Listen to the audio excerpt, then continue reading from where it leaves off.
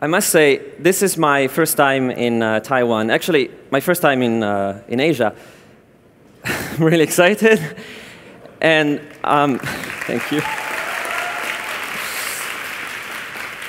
I've only been here for 2 days, but 谢谢你们的邀请，我很荣幸来到这里。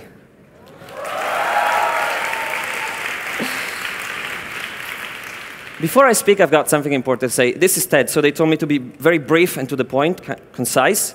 So I promise I will be as brief as possible, no matter how long it takes.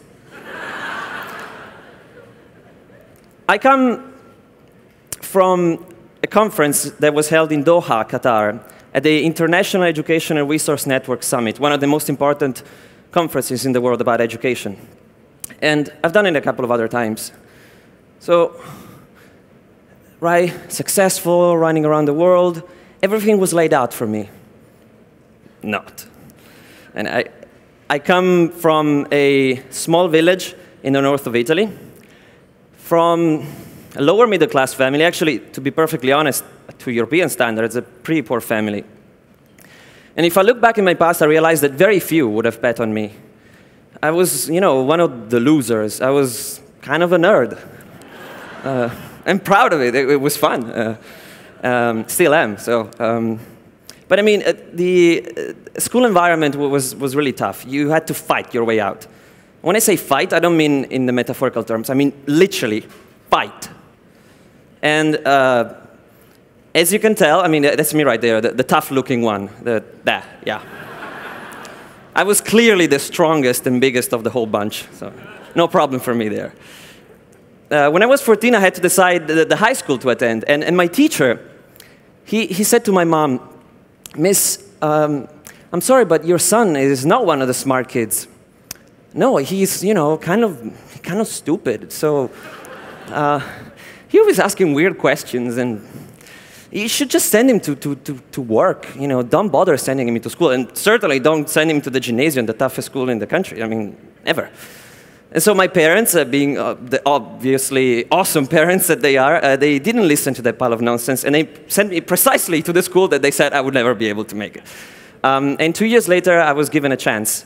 I won a full scholarship for a very prestigious school in the north of it, actually close to Slovenia. It's called the United World College, whose mission was to make education a force to unite people, nations, and cultures, for peace and a sustainable future.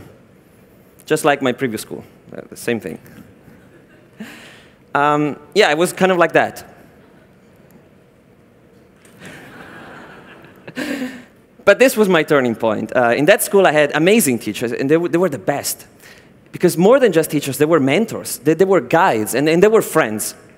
They told us that we could be anything we wanted. We could do anything in our life if we believed that we could do it, if we had a plan, and if we acted on it. Right? That making peace on earth was not a hippie dream, but it could have been a reality. So that gave me the vision and the strength to take on many challenges that I've gone through all my life, and it brought me to where I am today. If I'd listened to my teachers back in my previous school, I'd probably sweeping the floors of the school by now. But how many kids didn't have this opportunity, right? It's nice to say the success story of one guy, but how many people were stuck in a small town with uninspired teachers, violent classmates, and no hope on the horizon? In the past couple of years, I traveled extensively in many countries, many continents, schools, universities, Fortune 500 companies, and I can tell you that my story, actually, it's not my story. It's maybe your story, or maybe it's your story. It's a story of thousands of people that I spoke to individually. Like, they come up to me and say, I had the same thing. Thank you. And these are just the ones that I spoke to in person. It's probably millions of people, or hundreds of millions, who knows? I mean, this is a tragedy, right? Why is this happening? And many people ask the question, are we preparing children for the uncertain future that lies ahead?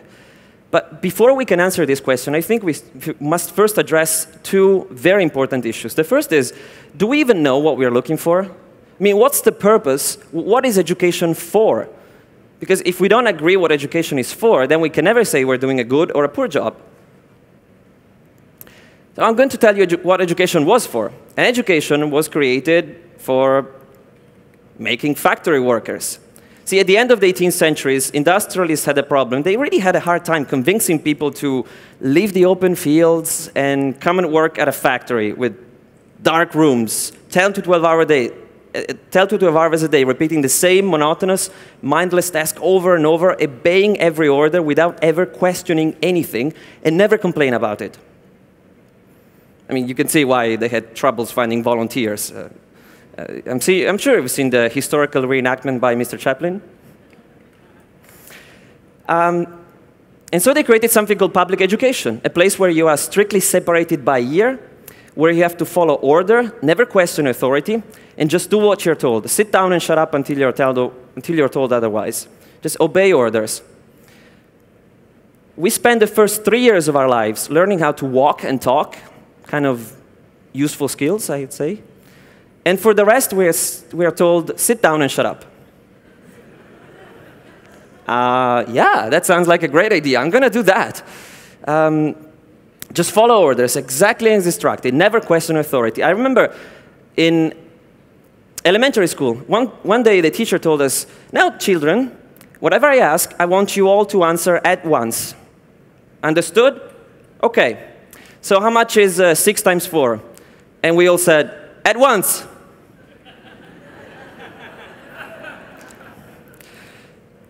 See, for the purpose that we set out for 200 years ago, the education system is doing fine. In fact, it's working perfectly, creating obedient workers. The trouble is that this approach is no longer useful. It was never humane to begin with, but it was economically advantageous. And now it's neither. So are we preparing children for the uncertain future that lies ahead? The second problem is this. No matter what the supposed experts would like to tell you, and believe me, there are many of them, nobody really knows what the future is going to look like 5 years from now, let alone 10 or 20 years, which is when a child who's now in kindergarten will graduate and will have to find a job. What about the rest? What about the hundreds of millions of people who are working today and who could be out of a job because they are displaced by robotics and artificial intelligence 5, 10, or 20 years from now? I hear that some guy wrote a book about that, about robots stealing jobs, and you can read it for free and be a pirate. No, it's legal, it's Creative Commons, open knowledge. So we only know one thing for certain, that the only constant is change. After all, entropy isn't what it used to be. Change will always come, and most likely at an increasing pace. With this in mind, I think we must do 3 things. The first, we must prepare to accept change instead of fighting it. I've been afraid of change many times. I didn't want to change school. I didn't want to change job. And let me tell you, whenever I was afraid to do something, I didn't want to change, those were by far the most depressing moments of my life. All right? Being afraid is not nice. It's paralyzing. Because when you're afraid to fail. You're afraid, yes, I was afraid that, oh yeah, I will not make it to that school. I will not win the scholarship. I will not be able to change up and find something else. You know, they were right. I was stupid. I couldn't learn. I couldn't do it. It's a downward spiral. But we live in a society that stigmatizes mistakes. We believe that failure is not an option and that we should play it safe. Study something that will get you a safe job. Right? Work for a big company. Look for stability. But you see, in a future of great uncertainty, stability is the illusion of the unimaginative. Lifelong. I think we must move away from the idea that teaching is for adults and learning is for kids. Learning is a lifelong experience. And anybody can be a mentor, a teacher, or a friend to someone else, or a guide. In our strictly individualistic society, our personal success is imperative. So we have standardized tests. We try to get the best grades at the best schools so we can get to the best universities, and then we can get the best job and outcompete everyone else and just be successful. But in collaborative society, your accomplishments, an accomplished individual is one who has contributed the most. both to their personal development as well as that of their fellow human beings. When I was at school, I remember that the way I learned best was not when the teacher was talking. It was when one of my classmates would come up to me and say, hey, this is how you do it. Like in 5 minutes, we would solve something that in 2 hours of lesson, nobody understood. And I thought, why can't we just get to that? You know, those 5 minutes of peer learning. And when I was teaching it to someone else, I was really testing my ability of understanding and reciprocating that. And also, it was much more fun and engaging. It was rewarding to be able to teach it to someone. Like, you can see it in their eyes, like, they've been going like this for 2 hours, and then you teach them in 2 minutes, and their eyes go like, yeah, I get it. It's fun, right? And we need time to experiment, to make mistakes, to teach ourselves, to teach others, maybe with interesting problems, not, yeah, here is the vacuum, imagine this idealized, no, real-life problems. Problems that have many solutions, maybe no optimal solution, maybe no one knows what the answer is, maybe there are no answers, who knows? I mean, fun and challenging problems, and the process of discovery, just like they were saying, starve them, not stuff them, right? The speaker before me. It's exactly right. It's exactly right. Discovery. Learning is a process that happens when you're interested and engaged, not when you're receiving. This way, you foster the innate curiosity that is inside all of us. And finally, I think we must develop a strong culture of grit. Grit means passion, it means perseverance, it means never giving up, right? Determination. So many people see my success story, and they wonder what's different about me. Am I special? No. Do I come from a rich family? No. Am I some sort of genius? Nonsense. My teacher said I was too stupid to learn. So what's different? It's very simple. I had somebody who believed in me. And I never gave up. That's it. Studies have shown that intelligence, talent, and social status have very little correlation with your long-term success in life. So if you can find a person, if you can find somebody who believes in you, somebody who can look at you in the eye and tell you, no, you're not stupid. You're not crazy. Go for it. That changes everything. Everything. My drive has always been to fix stuff. Whenever I saw something, I wanted to either fix it or make it better or finding a more optimal solution. It was like, whenever I saw like a toy or a desk or a bicycle or the school or politics in Italy, I wanted to fix everything. Didn't matter what. It was just, you know, couldn't help it. And when I was 12, I saw this thing, this computer, which I could program myself. And it would do stuff for me. And I was like, holy cow, this is amazing. Like, seriously, I didn't have any money, I didn't have any resources, I didn't have any budget, but suddenly I could solve humongous problems that used to require thousands of people just by myself. The only thing I needed was determination, passion, interest, and patience, lots of patience. But then, when I found a community of activists, of hackers, of makers, people who challenge me, people who inspire me, everything got so much better, so much faster, so much quicker, and so much more interesting and engaging. It increased my reach orders of magnitude. And we need to foster our creativity, and I think that has a lot to do with mentorship, with guidance.